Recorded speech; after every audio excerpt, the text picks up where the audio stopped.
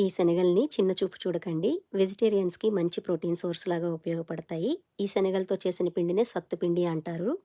ఇలాగే డైరెక్ట్‌గా తినేయొచ్చు. లేదు అంటే చిన్న బెల్లం ముక్క నంచుకొని తినండి, చాలా బావుంటాయి. పప్పు ధాన్యాల విషయానికొస్తే పెసల్లో ప్రోటీన్ ఎక్కువగా ఉంటుంది. అలాగే వేరుశనగల్లో కూడా ప్రోటీన్ ఎక్కువగా ఉంటుంది.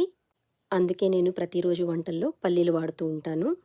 చిన్నగా ఉండే ఈ గింజల్లో ప్రోటీన్ ఉంటుంది. ముఖ్యంగా గుమ్మడి గింజల్లో ప్రోటీన్ శాతం ఎక్కువగా ఉంటుంది. రాత్రిపూట నీటిలో నానబెట్టుకొని ఉదయాన్నే ఖర్జూరంతో నంచుకొని తింటే చాలా బావుంటాయి. మిల్లెట్స్ విషయానికొస్తే కొర్రల్లో ప్రోటీన్ ఎక్కువగా ఉంటుంది. ఖచ్చితంగా 8-10 గంటల సేపు నానబెట్టుకున్న తర్వాతే వండుకొని తినాలి.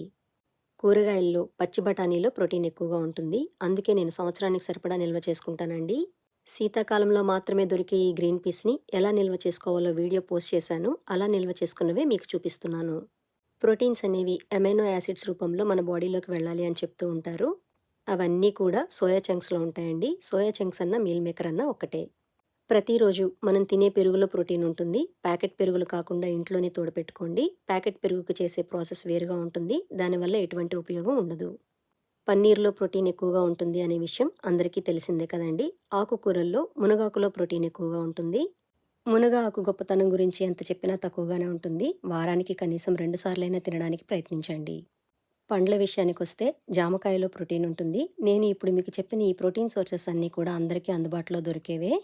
వీటన్నింటితో పాటు ప్రతిరోజు 5, 6 బాదం పప్పుల్ని నీటిలో నానబెట్టుకొని తినండి. ఆరోగ్యానికి చాలా మంచిది.